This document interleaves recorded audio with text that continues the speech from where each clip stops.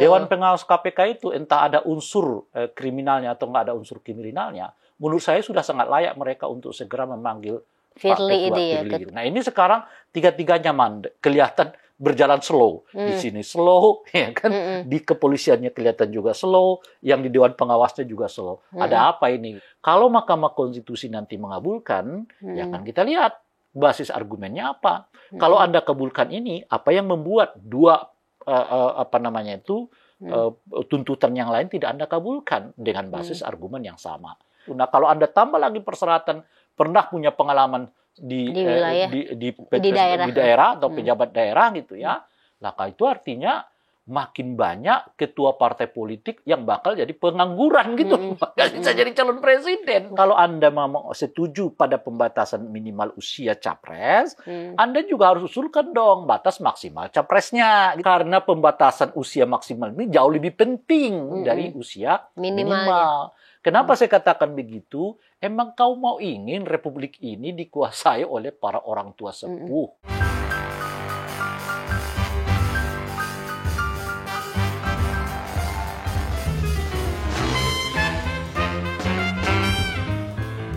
Halo pemirsa Cokro TV, bersama saya Nong Darul Mahmada dalam program acara Seruput Kopi. Nah, Seruput Kopi kali ini saya masih ingin membahas isu yang lagi rame di sekitar kita ya, di media kita, dan saya menghadirkan kembali Ray Rangkuti ya. Direktur 5 Lingkar Madani yang memang lembaganya itu juga mengikuti perkembangan terkait pemberantasan korupsi juga ya, selain pemilu dan hak asasi manusia. Hak asasi manusia. Lingkar-lingkar lah. Iya, pokoknya circle itu diikuti oleh Ray Rangkuti.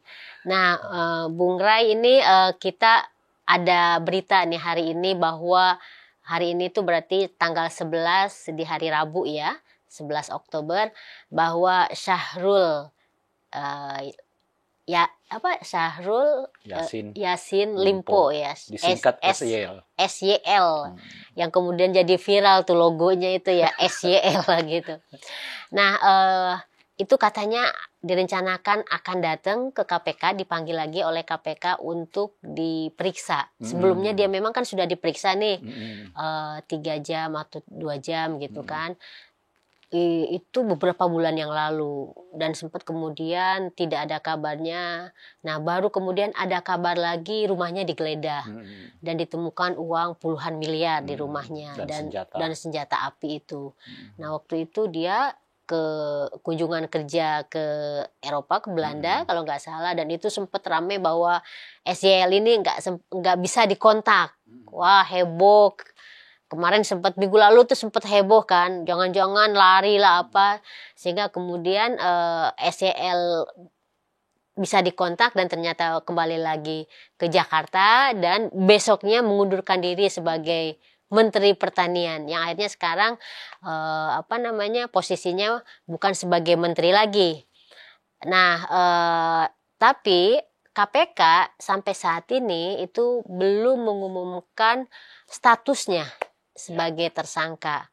Padahal di media sosial kita sudah mendapatkan sprindiknya itu udah menyebar kemana-mana yang menuliskan di situ statusnya sebagai tersangka. Nah, Bung Ray ngelihat kasus SYL ini gimana nih? Karena belum lagi ada cerita yang Firly sebagai ketua KPK diduga juga katanya melakukan pemerasan terhadap SYL ini, mungkin juga terkait kasusnya ya. Nah, mungkin Bu Ray bisa lah melihat kasus ini gimana sih, kok kenapa sampai KPK ini dengan banyaknya yang tadi saya sampaikan ya, fakta-fakta udah diperiksa, udah digeledah dan lain-lain itu, tetapi juga belum diumumkan statusnya ini. Kasus ini sebenarnya terang benderang, cuma ya seperti biasalah banyak drama-drama dimainkan di dalamnya gitu. Terang benderang itu artinya itu kan udah dilakukan penggeledahan, kemudian tadi Anda menyebut misalnya udah berseliweran fotokopian sprindik ya, bahkan Pak Mahfud MD udah mengatakan bahwa SEL itu diduga sebagai tersangka ya dan seterusnya gitu.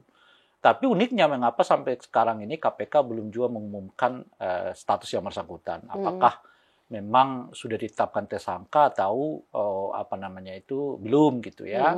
Nah, saat yang bersamaan seperti Anda sebutkan tadi muncullah drama lain, drama arti dugaan adanya pemerasan yang dilakukan oleh pimpinan KPK dalam hal ini Pak Firly Bahuri gitu ya. Dua-duanya menurut saya ini kasus yang terang benderang, yang dugaan pemerasan itu terang benderang, ada fotonya, ya macam-macam, tinggal diselidiki lagi fotonya itu tanggal berapa, kapan dan sebagainya.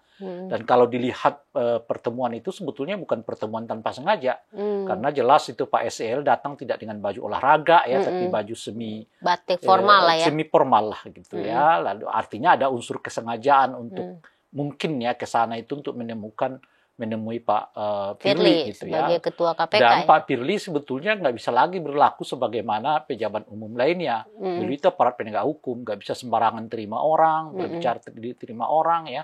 Ada kode etik yang mengatur itu gitu. Nah jadi kalau beliau merasa kemudian misalnya, oh saya kan nggak tahu menau dia datang, ya Anda bisa mengelak kok, Anda bisa mengatakan saya nggak bisa menerima tamu karena dia adalah seorang petugas penegak hukum dan seterusnya itu gitu. Nah, main dramanya ini yang kita nggak tahu apa sebetulnya yang tengah terjadi, sehingga apa namanya ini agak kurang lazim nih.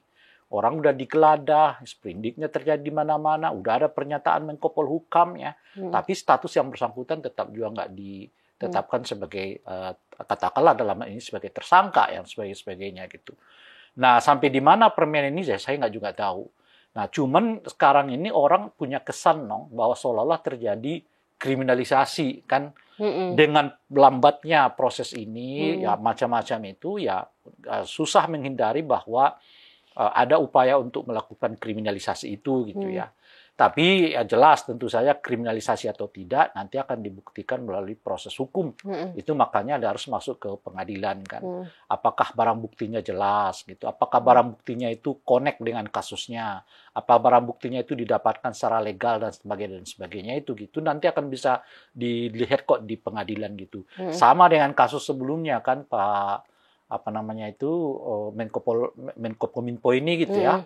Orang mengatakan juga terjadi semacam kriminalisasi gitu. Begitu masuk ke pengadilan yang terbaca sebelumnya jauh lebih dahsyat lagi gitu loh. Nilainya luar biasa. Membengkak, ya, ada sampai 240 sekian miliar ya dipergunakan hanya untuk nyogok orang gitu, suap orang gitu. Kalau sampai 240 sekian miliar untuk nyogok orang, Anda bisa bayangkan berapa duit yang diambil ya secara ilegal dari kasus itu gitu. Jadi ternyata lebih dahsyat dari yang dibayangkan orang dan lebih banyak pelakunya ya, daripada yang dibayangkan orang. Lebih gitu. Banyak yang terlibat ya. Lebih banyak yang terlibat gitu. Jadi ketika dulu orang menyangka ini kriminalisasi di pengadilan lebih bisa membuktikan bukan kriminalisasi, ini memang kejahatan yang luar biasa gitu loh kira-kira. Nah ini juga mungkin akan kita lihat nanti di kasus SEL, apa benar terjadi proses kriminalisasi atau sebaliknya ya, jangan-jangan kejahatannya jauh lebih dari yang sekedar terpampang sekarang di tengah kita dan sebagainya gitu. Perlu diketahui menurut saya ini soal pangan ini mestinya memang tidak boleh ada orang yang dibiarkan bermain-main gitu. Ya, Anda bisa bayangkan di tengah naik sedemikian rupa harga pokok, beras ya macam-macam dan sebagainya itu kok tiba-tiba masih ada isu yang berhubungan dengan hal yang seperti ini, kutip sana kutip sini, ambil sana ambil sini secara ilegal gitu ya.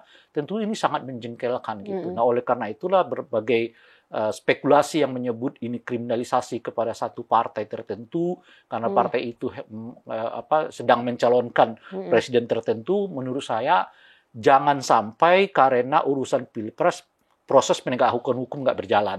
Tetapi kita juga harus cegah bahwa karena pilpres orang itu dikriminalisasi. Itu dua hal yang benar-benar nggak boleh terjadi. Gitu. Oleh karena itu kita dorong terus proses hukumnya ya untuk dilakukan gitu ya, apalagi sudah sejauh ini ya, sudah ada penggeledahan ya macam-macam dan seterusnya itu, apalagi yang bersangkutan juga udah mundur sebagai menteri gitu ya dan seterusnya itu gitu.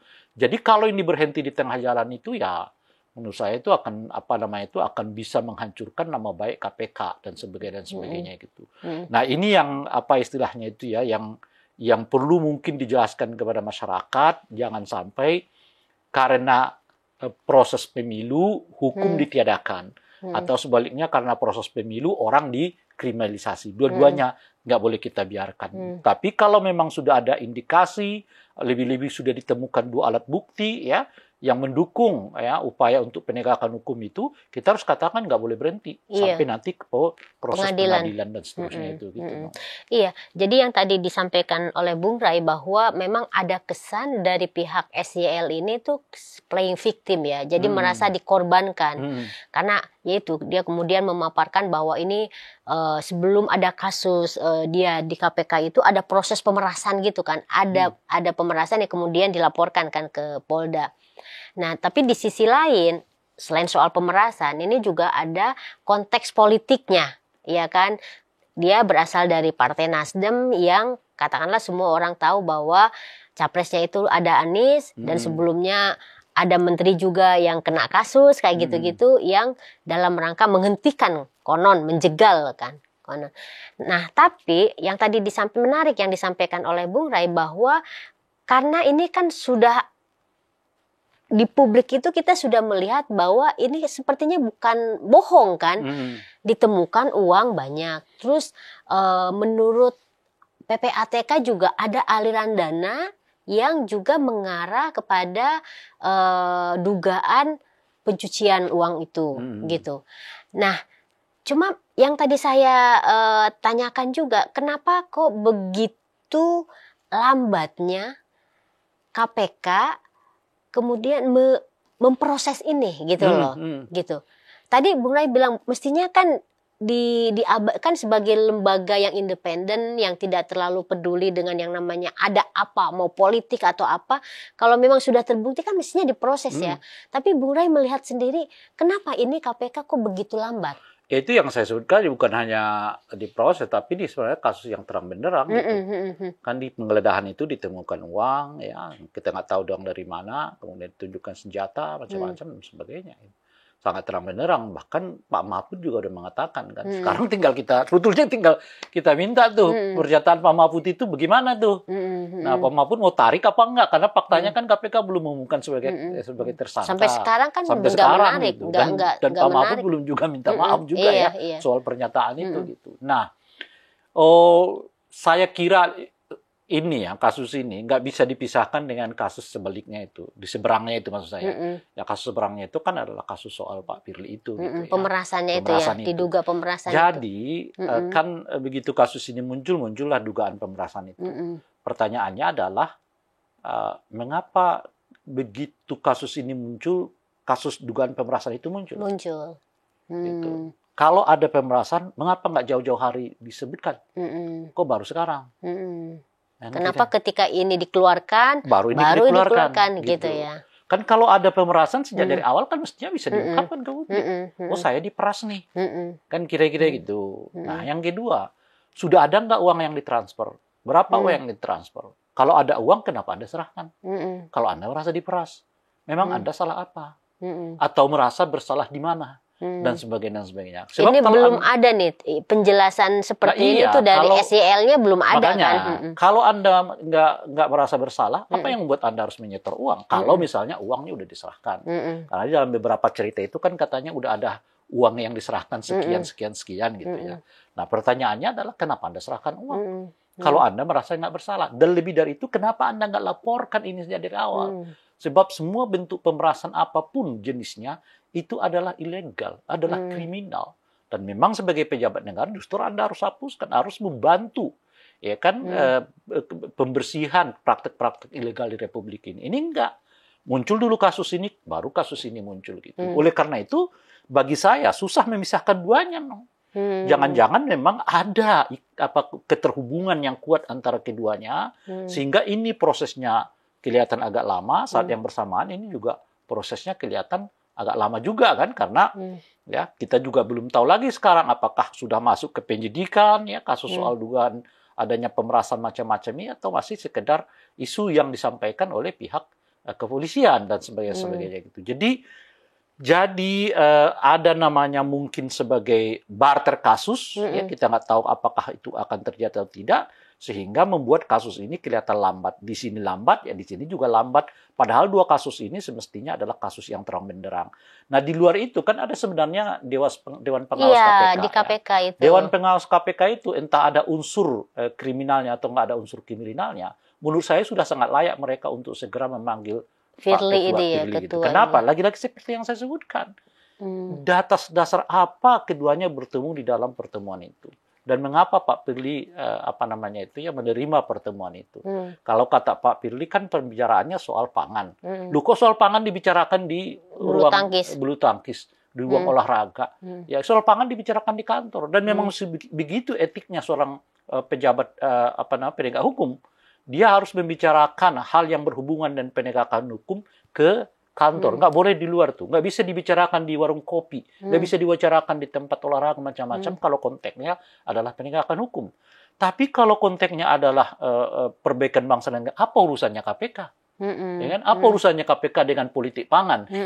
Apa urusan KPK dengan soal ketersediaan pangan macam-macam? Itu bukan urusan KPK. Jaka sembung banget gitu ya. Iya, justru karena itulah kemudian menurut saya Dewan Pengawas ya kan ada unsur apakah ada unsur atau tidak ada unsur soal pemerasannya, mestinya udah bersidang tuh untuk membuka apa sih sebetulnya yang terjadi di dalam pertemuan itu. Nanti kalau udah ketahuan bunyi isi ya kan macam-macam dari pertemuan itu, boleh jadi itu menjadi tambahan untuk meningkatkan kasusnya atau memperjelaskan kasusnya apakah memang terjadi unsur yang disebut dengan pemerasan itu atau tidak gitu. Nah ini sekarang tiga-tiganya kelihatan berjalan slow. Di sini slow, ya kan? Di kepolisiannya kelihatan juga slow, yang di Dewan Pengawasnya juga slow. Ada apa ini gitu. Nah, itu ya lagi-lagi proses di dalam sini yang mungkin belum selesai. Dan oleh karena itu menurut saya sih karena ini kan tiga-tiganya nih di bawah presiden. Ya kan KPK-nya di bawah eksekutif karena sudah menjadi ranah eksekutif kan sekarang KPK itu ya. Kemudian juga polisi di di bawah ranah eksekutif, Dewan Pengawas ini dengan sendirinya juga di bawah ranah eksekutif. Presiden yang betul-betul harus care, harus mengingatkan, harus menyatakan bahwa ini udah sangat terlalu terang benderang di mata masyarakat ya. Jadi jangan sampai dipermainkan lagi, diperlambat lagi, diotak-atik sana sini sehingga membutuhkan waktu yang lama yang sebetulnya sangat mungkin bisa dikerjakan dengan jangka yang sangat waktu. Kenapa? Karena itu bisa mengganggu kepercayaan publik terhadap pemerintah gitu. Jadi ya menurut saya dalam konteks inilah Presiden harus turun tangan. Presiden harus jelas-jelas menyatakan segera diselesaikan karena tiga ranah ini adalah ranah beliau. KPK di eksekutif, ya, apalagi polisi tentu saja eksekutif, dan Dewan Pengawasnya juga eksekutif. Nah ini jadi menarik nih, tadi disampaikan oleh Bung Rai bahwa Prof. Mahfud sebagai Menko Polhukam ya, itu kan sempat mengatakan berdasarkan info internal KPK kepada beliau itu status SYL ini sebenarnya sudah tersangka ya. Nah itu kan kemudian oleh Nasdem dibilang bahwa kok Mahfud kayak jubirnya KPK, padahal KPK sendiri belum mengumumkan secara publik. Nah, Bung Rai ngelihat nggak kalau yang disampaikan oleh Pak Mahfud itu kayak semacam petanda bahwa ada sesuatu, atau mungkin bisa juga dibilang tadi, mungkin nggak harus presiden dulu, tetapi posisi beliau yang dalam rangka itu, dalam rangka supaya cepat terurai gitu, cepat KPK itu tegas gitu mengumumkan itu. Gimana tuh? Ya itu mungkin maksudnya baik ya, seperti yang tadi Nong katakan supaya ada kontrol terhadap kinerja KPK. Tapi caranya nggak begitu menurut saya, karena bagaimanapun itu cara yang juga melampaui sistem. Nah, kita nggak boleh juga demi tujuan baik merusak sistem, nggak boleh juga gitu loh. Jadi sistemnya harus tetap dijaga, tapi tujuannya juga harus disampaikan gitu. Menurut saya ini sepele saja, kan presiden tinggal minta Kapolri, ada apa sih sebenarnya? Kok ini prosesnya jadi lama? Sesederhana itu aja sebenarnya. Jadi nggak perlu misalnya Pak Mahfud sebagai Menko Polhukam ya untuk menyatakan ketersangkaan seseorang, itu bukan bukan ininya dia, bukan ranahnya dia. Jadi kalau Nasdem melalui ini sedikit mengkritik dia, saya kira itu wajar gitu ya. Meskipun tadi udah kita katakan mungkin tujuannya baik dalam konteks mengawal supaya KPK ini, proses di KPK ini jangan terlalu berlama-lama gitu ya, lama macam-macam gitu ya. Apalagi kalau saya tidak silap ada yang memberi informasi, memang ada suratnya ke presiden. Sebetulnya kan presiden tinggal menginstruksikan kepada Kapolri kan, kawal benar ini kasus ini kan, tuntaskan setuntas-tuntasnya gitu. Sebab kalau lama-lama dibiarkan juga orang juga akan berasumsi bahwa ini bagaimana nih Pak Presiden ini kan, kira-kira begitu penegakan hukum di era presiden ini. Sekarang lumayan agak baik nih persepsi publik terhadap proses penegakan hukum kepada Pak Jokowi gitu. Nah, kasus-kasus yang tak tertuntaskan seperti sekarang, kemerdekaan seperti sekarang ini bisa lagi turun. Jadi jangan lagi disebut bahwa KPK itu nggak ada hubungannya dengan presiden. Setelah revisi itu ada. Karena langsung di bawah. Karena langsung berada di bawah eksekutif. Kalau dahulu memang nggak ada hubungannya dengan presiden. Ya? Dia independen benar. Kalau sekarang enggak. Dia berada di bawah ranah eksekutif, jadi ada hubungannya dengan presiden gitu. Nah, oleh karena itulah menurut saya presiden harus memberikan semacam sinyal yang kuat bahwa beliau menginginkan kasus ini ditangani secara cepat, praktis, tentu saja harus tetap menghormati hak asasi manusia. Ya. Yang nggak bersalah ya jangan ditersangkakan, yang bersalah jangan ditersangkakan gitu. Nah, jangan lagi kemudian ini makin lama nih makin banyak cerita bahwa ini memang bagian dari proses kriminalisasi itu gitu loh. Nggak ada barang buktinya lah ya, ini itu macam-macam. Nah, membuka peluang bagi munculnya spekulasi-spekulasi yang nggak sehat juga bagi proses penegakan hukum, bagi KPK, dan tentu di atasnya itu adalah presiden sendiri. Gitu. Jadi jangan sampai kasih celah karena terlambatnya atau leletnya proses hukum ini baik di kepolisian ataupun di KPK bahkan di Dewan Pengawas itu menciptakan persepsi publik itu bahwa kasus ini tuh hanya memang seperti yang digembor-gemborkan oleh SCL, dia sebagai korban permainan politik gitu ya. Jadi untuk tujuan yang lebih besar dari sekedar dirinya kan. Karena asumsinya begitu tuh. Yang akhirnya dia juga jadi besar dong. Enggak, maksudnya kan dia ditersangkakan untuk tujuan yang sebetulnya lebih besar dari dia ditersangkakan itu.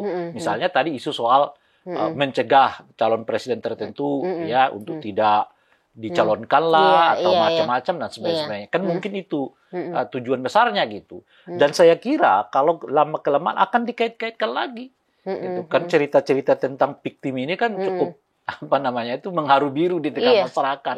Kalau Anda menceritakan sesuatu yang seolah-olah Anda terkriminalisasi macam-macam itu akan dapat mendapat simpati support masyarakat gitu ya, gitu simpati masyarakat. Nah, ini jangan sampai juga begitu. Jadi udah di sini mungkin politiknya udah nggak ada, tapi boleh jadi di sini politiknya malah muncul karena seolah-olah dikesankan sebagai korban dari proses kriminalisasi terhadap seseorang gitu. Nah, makanya tadi dibilang oleh Bung Ray bahwa ini juga sebenarnya kalau dikaitkan ke yang lebih besar lagi gitu, tema yang lebih besar lagi, ini kan sebenarnya terkait penegakan hukum di era Jokowi. Ya. Tadi dibilang sempat bagus, ya kan? Tapi bisa jadi karena proses ini malah jadi tambah jelek, gitu, tambah turun ya, gitu. Kan. Nah, apalagi nih yang lagi ramai juga soal misalnya yang lebih tinggi lagi nih, soal konstitusi nih Bung Ray. Yang tadi kan soal pemberantasan korupsi gitu ya. Nah sekarang ini yang lagi rame di publik itu juga soal Mahkamah Konstitusi yang semua orang, publik itu sedang menunggu sebenarnya hasilnya itu akan seperti apa. Nah Bung Ray ini kan juga sangat dikenal sebagai pengamat pemilu nih, dan tema yang terkait dengan MK ini terkait dengan pemilu karena menunggu keputusan yang batas minimal, usia minimal ya.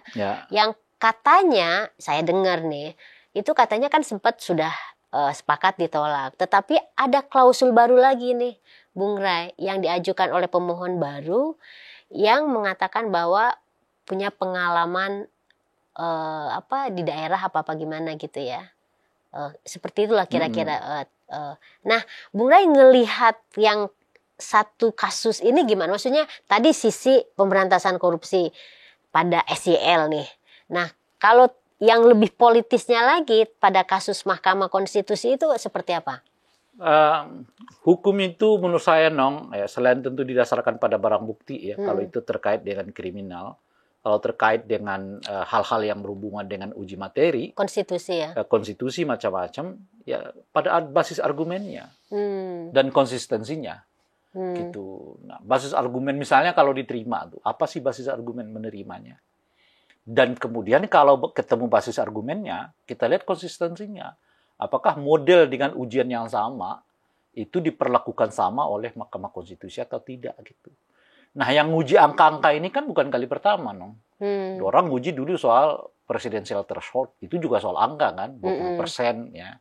Orang juga nguji soal parliamentary threshold, itu juga soal angka, 4%. Nah, sekarang orang menguji soal 40 tahun, itu juga soal Tapi angka. Tapi sebelumnya gitu. Itu juga Bung Rai, soal sistem pemilu tertutup, terbuka gitu kan. Ya. Yang akhirnya kemudian diputuskan tetap terbuka, proporsional terbuka gitu kan. Itu tidak bisa disebut sebagai konstitusi, sebagai angka lah gitu ya, karena lagi-lagi seperti yang kita sebutkan itu bisa kita kaitkan dengan apa sih yang dikehendaki oleh konstitusi gitu ya. Nah, itu satu. Nah, makanya saya mengatakan tadi, ini soal basis argumennya seperti apa. Kalau misalnya Anda terima ini, mengapa dua yang lain Anda terima? Kan basisnya problem sama adalah soal angka. Gitu. Soal angka. Bahkan yang dua ini menurut saya jauh lebih telak lagi sebetulnya, dalam pengertian begini. Parliamentary threshold dengan presidential threshold itu diuji langsung dengan konstitusi. Gitu loh, Jadi mereka yang melakukan uji materi terhadap dua pasal ini menganggap ini bertentangan dengan konstitusi. Tetapi oleh Mahkamah Konstitusi mengatakan kalau urusan angka-angka itu bukan lagi urusan kita, tapi urusannya DPR karena termasuk open legal policy. Open legal kan kira-kira gitu. Nah, padahal ini para pemohon mengujinya. Ini konstitusional nggak sih ayat ini gitu loh, pasal ini gitu. Karena kalau kita baca konstitusinya mengatakan nggak ada yang disebut dengan usia di situ, nggak ada yang disebut dengan pembatasan pencalonan di situ. Yang ada di konstitusi itu bahwa presiden dicalonkan oleh partai politik atau gabungan partai politik. Jadi nggak ada ketentuan di situ yang mengatakan bahwa harus 20%, harus 30%. Nah, itu jauh lebih mendasar itu maksudku. Uji materi ini ya, tapi ternyata ditolak oleh MK bukan pada substansinya, tapi ditolak pada prosedurnya. Oleh karena itu rata-rata ini gagal di sidang pertama. Itu sidang pertama itu adalah uji terhadap formilnya kan, terhadap kecocokan antara argumen dengan tugas dan kewenangan dari MK-nya sendiri gitu. Nah, yang menariknya ya ini soal materi soal gugatan yang ini, mereka nggak sedang menguji keabsahan undang-undang ini, gitu loh. Jadi mereka nggak membenturkan pasal ini dengan konstitusi ya. Gitu. Yang mereka minta itu adalah diskon dong gitu loh. Jangan 40 ya, mbok ya 30 lah, 35 lah, 20 lah, 25 gitu. Dan itu tentu saja bukan tugas MK. Ya, ini yang kita nggak tahu. Makanya bangunan argumentasi MK nanti seperti apa gitu. Kalau dilihat dari ini, para pemohon ini sedang tidak menguji konstitusionalitas undang-undang. Yang mereka minta itu diskon. Nah, diskonnya itu tidak mintanya ke DPR, tapi mintanya ke Mahkamah Konstitusi. Kalau Mahkamah Konstitusi nanti mengabulkan, ya kan kita lihat basis argumennya apa. Kalau Anda kabulkan ini, apa yang membuat dua tuntutan yang lain tidak Anda kabulkan dengan basis argumen yang sama. Nah, kalau mereka misalnya mengatakan karena ada klausul yang mengatakan yang kami terima berkaitan dengan pengalaman seseorang pernah menjabat sebagai kepala daerah. Kira-kira begitulah ya. Lalu dari situlah dasar dijadikan sebagai mengingat kepala daerah itu boleh usia 35 tahun, kan kira-kira gitu ya. Maka berdasar itulah kemudian kami mengatakan calon presiden itu juga boleh berdasarkan 35 tahun. Pertanyaannya, siapa yang kasih wewenang kepada Anda untuk menambah pasal, menambah aturan? Yang itu mestinya menambah aturan itu mungkin kalau Anda uji dulu pokok dasarnya gitu loh. Ada beberapa memang ketentuan Mahkamah Konstitusi yang menambah, tapi tambahan itu efek dari putusan mereka sebelumnya gitu loh. Ya kan? Nah, misalnya dia mengatakan ini, kamu tidak boleh kami menerima permohonan ini, tapi kalau permohonan ini diterima, itu pasal itu agak hebat tuh. Gitu. Makanya MK lalu mengatakan berdasarkan karena permohonan ini diterima, pasal yang berikut itu dinyatakan tidak ada. Karena kalau diterima ini ya dengan sendirinya nih gugur kira-kira gitu loh, Nong. Makanya MK bisa menghilangkan pasal itu dengan sendirinya. Atau begitu ia terima pasal ini, tapi pasal ini nggak akan berguna kalau kita nggak tambahkan ketentuan yang lain. Nah, MK memberikan tambahan itu supaya pasal ini dapat dijalankan. Sebab satu putusan MK yang tidak dapat dijalankan nggak ada gunanya bagi si pemohon. Tujuan dimohonkan ini kan supaya bermanfaat bagi dirinya, iya kan? Tapi kalau kemudian putusan yang diberikan oleh MK nggak bermanfaat bagi dirinya, ya buat apa dikabulkan gitu loh, Mbak? Makanya kan sejak dari awal ditanyakan tuh si para pemohon, kerugian konstitusionalmu apa? Kan kira-kira gitu. Nah, dijelaskan oleh dia, ini kerugian konstitusional saya. Nah, oleh karena itu diperbaiki oleh MK supaya dia mendapat keuntungan konstitusional. Nah, kalau kemudian cuma ini diubah, lalu tidak ditambahkan pasal ini, jelas dia nggak mendapat kemanfaatan konstitusional dari putusan itu. Nah, oleh karena itu MK bisa menambahkan pasal. Tapi kalau nggak ada itu, ujuk-ujuk Anda menambahkan pasal itu, lalu pertanyaannya dari mana kewenangan itu diberikan kepada Anda? Itulah pertanyaannya. Artinya mereka batalkan dulu pasal yang lain. Mereka nyatakan dulu pasal itu misalnya bertentangan dengan konstitusi. Lalu mereka tetapkan pasal seperti yang dimohonkan oleh para pemohon, lalu ditambahi untuk menggantikan itu. Untuk menggantikannya lalu ditambahi dengan ketentuan lain yang memastikan bahwa pasal itu dapat dilaksanakan. Gitu. Itu ininya menurut saya ya, dasar berpikirnya. Tapi kalau mereka kemudian ubah misalnya 4035, bukan, lalu mereka mengatakan menambah begitu saja bahwa calon itu kan artinya penambahan syarat administrasi itu. Kan ada 16 persyaratan administrasi calon presiden wakil presiden di undang-undang itu, Nong. Dan itu berarti persyaratan ke-17 tuh. Jadi bukan mengganti persyaratan yang harusnya dihapus gitu. Iya. Enggak. Jadi kan jadi begini kan satu persyaratan pertama kan harus WNI kan kira-kira itu sehat jasmani dan rohani, tidak terkena kasus hukum, ya kan, kemudian didukung oleh partai politik dengan ini macam-macam. Nah, biasanya syarat ke-8 saya lupa persis itu baru usia tuh, berusia minimal 40 tahun kan. Nah, lalu ini mau dihilangkan oleh mereka dengan menambah pasal yang ke-17 atau syarat yang ke-17. Surat 17 itu punya pengalaman sebagai pejabat negara di tingkat kabupaten, kota dan sebagainya gitu kan, atau punya pengalaman sebagai kepala daerah kan. Nah, karena pengalaman kepala daerah itu 35 tahun, makanya ini dibuang karena pengalamannya dimasukkan. Kan begitu logikanya. Nah, sekarang pertanyaannya, menambah pengalaman itu dari mana kewenangannya? Mestinya kan bukan, logikanya nggak begitu. Mereka menambah persyaratan dulu, lalu membuang persyaratan yang lain. Mestinya nggak begitu cara kerjanya. Buang dulu yang ada, baru tambah yang baru gitu loh kira-kira. Nah, ini logik MK itu kan kalau yang Anda sebutkan itu tadi, ditambahkan dia dulu, baru dia buang yang lain gitu loh. Mestinya bukan begitu. Buang dulu yang itu, baru tambahkan gantinya gitu loh kira-kira tuh. Nah, sekarang kalau itu terjadi, lagi-lagi ya kita akan coba baca argumennya kayak apa gitu. Saya sih belum bisa menilai macam-macam, cuma yang sebagai prolog untuk mengatakan proses itu ya kita bisa akan katakan begitu. Bagi saya agak sulit kalau MK misalnya sampai pada kesimpulan itu berdasarkan pengalaman itu gitu. Itu satu, no. Nah, yang kedua, kalau kemudian MK membuat persyaratan itu, ya kan misalnya pernah punya pengalaman, itu artinya hanya kepala daerah 2-3 ini yang boleh jadi presiden. Ketua partai udah nggak ada bisa lagi kalau dia nggak pernah jadi kepala daerah.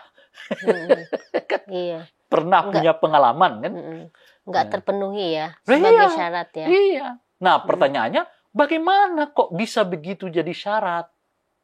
Itu kan sama dengan membatasi hak orang yang nggak berhubungan dengan kemaslahatan gitu. Anda udah batasin nih WNI ya karena konstitusi mengatakan kan gitu. Kemudian didukung oleh partai politik entah dari mana itu aturan, maksudnya yang 20% kan ya, entah dari mana. Jadi makin diatur sebetulnya tidak bisa dikatakan sekarang bahwa semua orang berkesempatan jadi calon presiden. Dengan 16 persyaratan itu saja banyak sekali orang yang dikecualikan dari kemungkinan bisa jadi calon presiden itu, termasuk di dalamnya sehat jasmani dan rohani. Ukuran sehat jasmani itu apa, ukuran rohani itu apa, kita nggak tahu kan. Tapi orang banyak yang dikecualikan gara-gara persyaratan itu. Nah kalau Anda tambah lagi persyaratan pernah punya pengalaman di daerah atau pejabat daerah gitu ya, maka itu artinya makin banyak ketua partai politik yang bakal jadi pengangguran gitu, nggak bisa jadi calon presiden, nggak punya kesempatan gitu. Dan oleh karena itulah ya harus hati-hati menurut saya juga untuk membuat satu keputusan yang punya potensi. Ya padahal dulu MK misalnya sudah menolak soal pasal dinasti politik, kan pernah diuji tuh dinasti politik itu, ya yang dinasti itu yang satu level ke atas, ke kiri, ke kanan dan ke bawah nggak boleh menjabat pada jabatan strategis selama yang satunya berada di dalam kekuasaan yang sama. Itu kemudian dibatalkan oleh Mahkamah Konstitusi karena menurut mereka bertentangan dengan hak asasi manusia. Lah, yang yang jelas-jelas mudarat kok sekarang ini mana ada dinasti yang kelihatan bagus bagi bangsa dan negara kita ini gitu ya.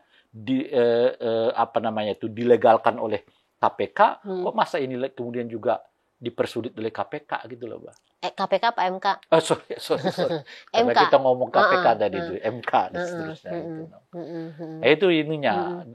Bagi saya itu basis argumen pertamanya. Kalau kita mencoba mengandai-andai, kalau sekiranya putusan itu diterima. Kita sih nggak bisa mengatakan nggak bisa diterima atau bisa diterima. Belum bisa itu maksud saya ya. Cuman kalau kita buat pengandaian, ya saya punya kritik di wilayah itu. Nah wilayah-wilayah yang saya sebutkan itu tadi kan, misalnya soal tradisinya bukan tambah aturan dulu baru hilangkan aturan yang lain gitu. Karena itu Anda nggak punya kewenangan di situ. Wilayahnya DPR, legislatif kan. Iya. Nah atau kalau mau hilangkan dulu pasal pokoknya, baru cari penggantinya gitu. Itu yang ada. Atau ya kan tetapkan dulu soal ininya lalu tambahi keterangannya. Penambahan keterangan itu dimaksudkan untuk sama seperti pemilu langsung ini kan yang buat November itu kan MK, bukan kita itu yang buat itu macam-macam gitu. Jadi begitu modelnya seperti yang kita pakai sekarang, pilpres di Februari, pilkada di November 2000, itu yang netapin MK.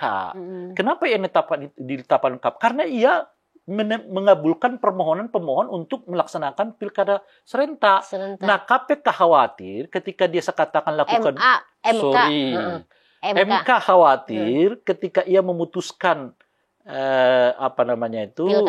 menerima permohonan untuk dilaksanakan pemilu serentak itu, para pembuat undang-undang menafsirkan lagi macam-macam, maka dibatasi langsung oleh dia gitu. Ini loh yang kami maksudkan dengan pemilu serentak itu dilaksanakan dalam 1 tahun kata dia. Jadi serempak itu bukan dalam jangka waktu bersamaan, tapi 1 tahun. 1 tahun. Nah dalam kasus ini dia ngatur.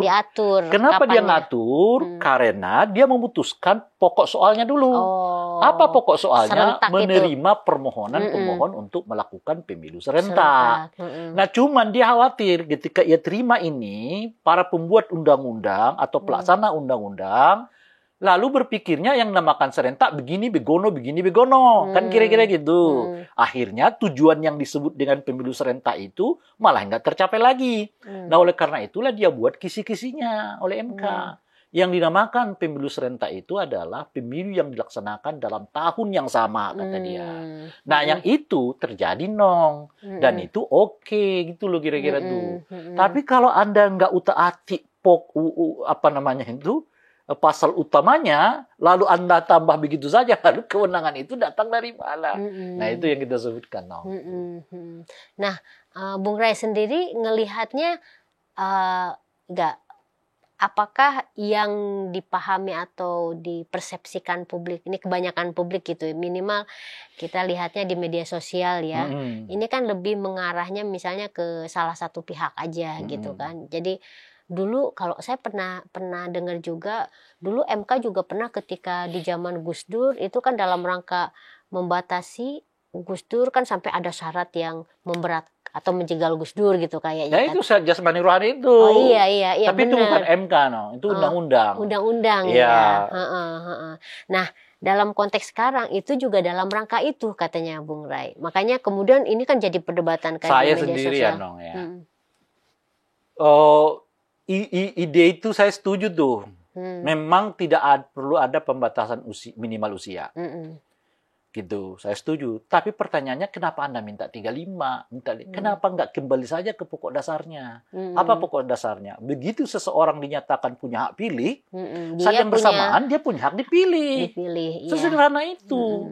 Nah, jadi kalau Anda masih berpikir, kalau usianya segini nggak mungkin jadi presiden lah, nggak mungkin jadi, ya artinya orang berhak ngaturnya 40 tahun. Itu loh maksud saya. Kenapa harus 35 bukan 25 bukan 17? Kenapa sih tanggung-tanggung ya kan? Begitu loh maksud saya gitu. Nah, itu menurut saya yang paling mendasar dan saya setuju itu. Yang paling mendasar itu adalah justru begitu tidak dibatasi orang punya hak pilih, saat yang bersamaan dia punya hak untuk dipilih. Atau sebaliknya, kalau Anda mau setuju pada pembatasan minimal usia capres, Anda juga harus usulkan dong batas maksimal capresnya, gitu loh kira-kira tuh. Kenapa? Karena pembatasan usia maksimal ini jauh lebih penting dari usia minimal. Kenapa saya katakan begitu? Emang kau mau ingin republik ini dikuasai oleh para orang tua sepuh? Ya kan tidak.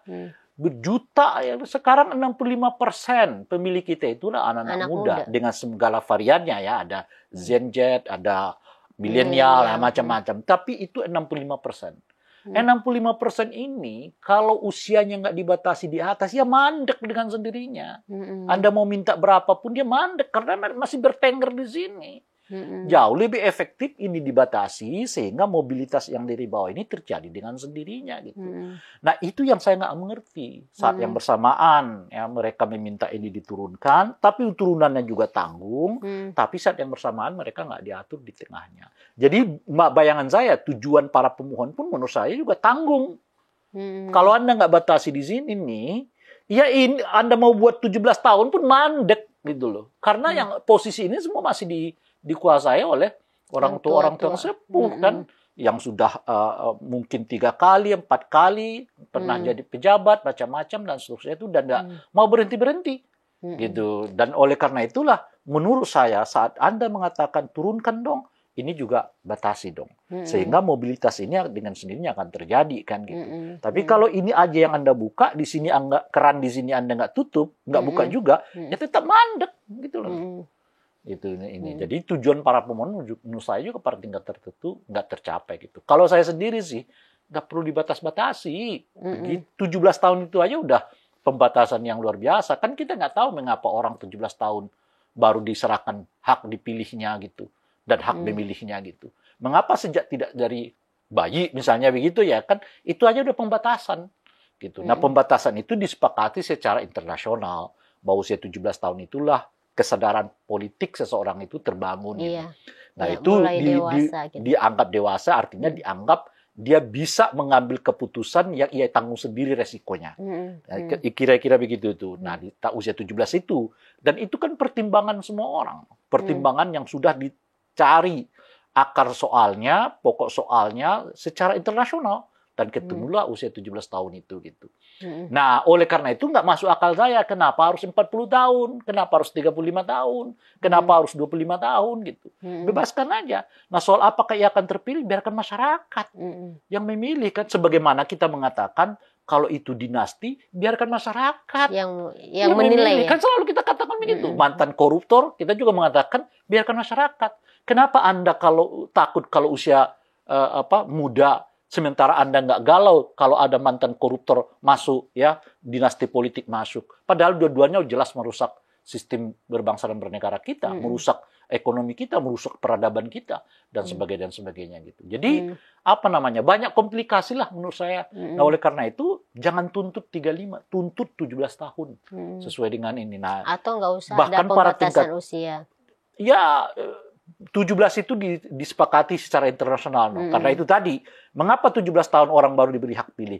Karena ketika udah 17 tahun itu orang sudah bisa mengambil keputusan sendiri yang ia tanggung sendiri resikonya. Dan kalau anak-anak dia bisa ngambil keputusan tapi dia nggak siap menanggung resikonya, kan resikonya tetap kepada orang tua. Nah, itu yang nggak boleh terjadi. Itu makanya 17 tahun itu disepakati secara internasional. Nah, kalau ia bisa menanggung resiko dari pilihannya, apa yang membuat kita takut bahwa ia tidak bisa bertanggung jawab pada pilihannya gitu loh, Pak. Nah, karena itulah dibebaskan di dalam usia 17 tahun itu. Itu pikiran saya gitu ya.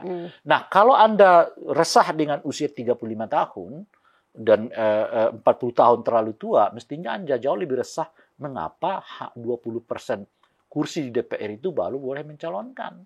Anda mestinya lebih resah mengapa kalau 4% perolehan kursi itu baru boleh ikut DPR. Lah yang di bawah 4%, 3% terbuang percuma suaranya. Dan itu sudah banyak terjadi itu kejadian di mana-mana gitu. Mestinya juga Anda itu resah gitu. Ini persis dulu kan PKS ingat saya pernah membuat GR juga. Dia meminta 20% itu diturunkan ke 7%. Ya ditolak MK.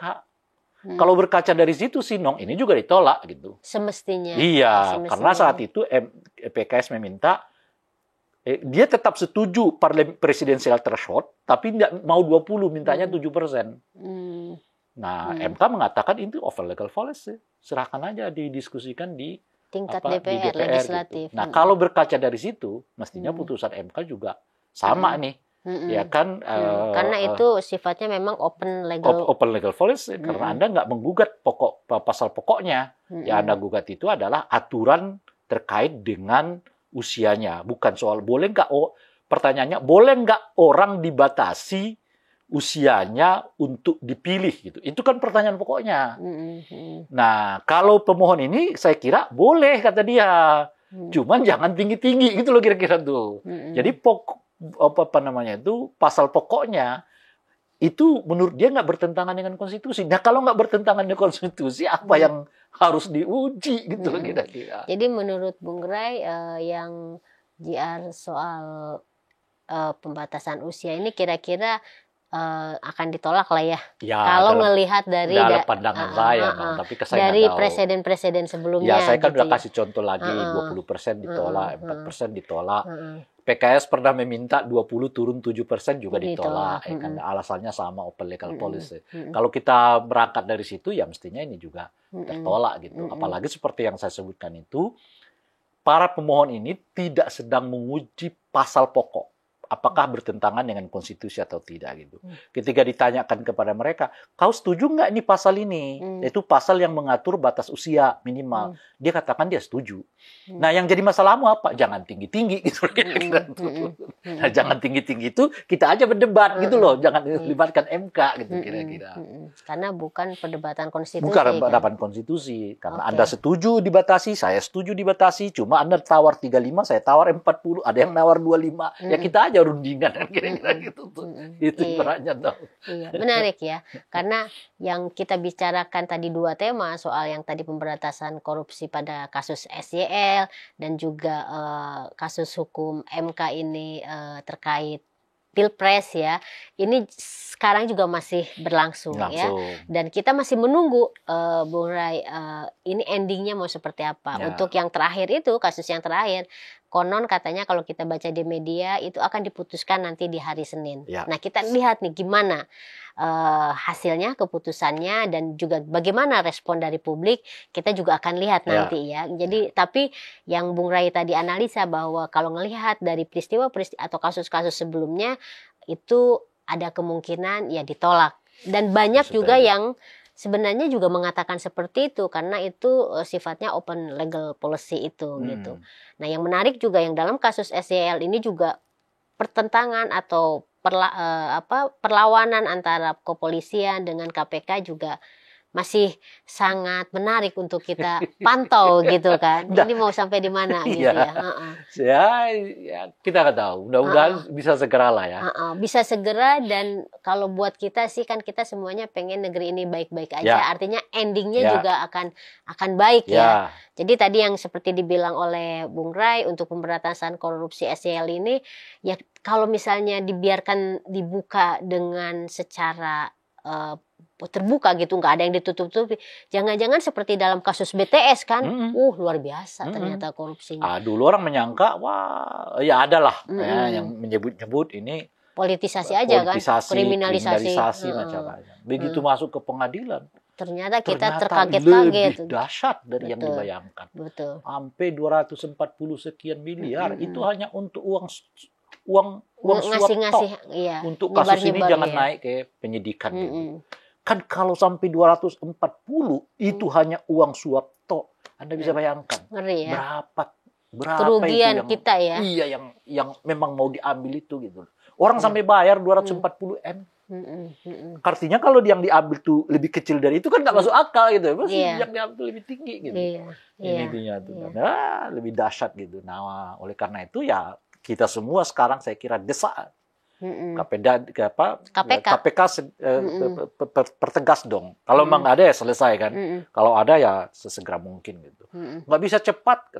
Misalnya kata waduh, ini udah terang benderang pula ada proses ini proses itu. Gimana kok masih katakan ini nggak bisa cepat-cepat. Itu satu.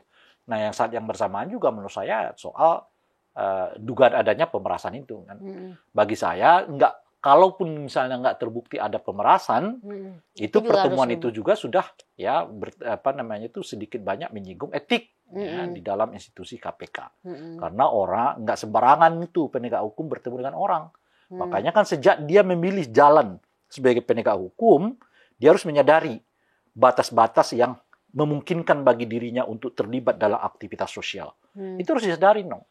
Sama seperti ketika Anda menjadi lawyer, jadi politisi, dia jangan bicara lagi soal penegakan hukum. Dia berbicara tentang kebijakan-kebijakan publik. Gitu. Nah, sehingga kalau dia misalnya saya dibatasi ketemu, enggak, ada politisi bebas ketemu sama siapa, memang tugasmu sebagai politisi bebas ketemu. Jadi jangan tiba-tiba saya harus membatasi diri, enggak boleh ketemu Anda di lapangan sepak bola dia. Enggak itu.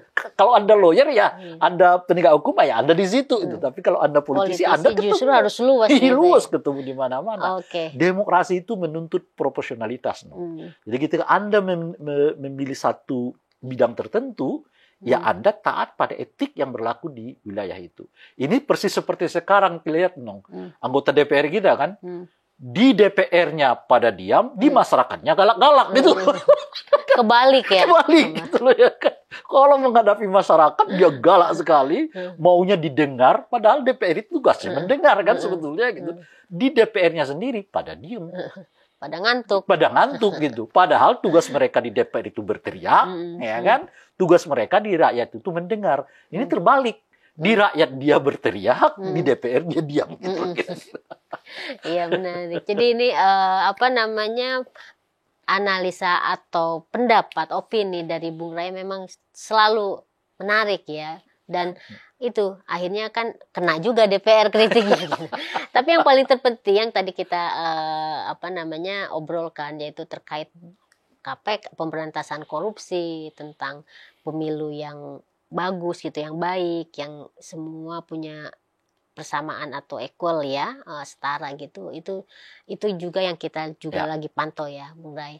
Dan saya kira kita udah panjang nih. Terima kasih Bung Rai untuk waktunya, dan kita tentu saja tetap akan terus mengundang Bung Rai, apalagi nih minggu depan mendekati pendaftaran kan. Kelihatan makin jelas siapa berpasangan siapa ya kan. Nah, kita ada dua lagi kita bisa lebih belak-belakan lagi karena tidak lagi berasumsi dan berprediksi gitu kan. Oke, terima kasih pemirsa Cokro TV untuk menyimak obrolan kita, dan kita seruput dulu. Bung Rai, kopinya udah mulai dingin ya. Saya terus. Oke, dan kita akan ketemu lagi dalam seruput kopi berikutnya. Terima kasih, salam, dadah.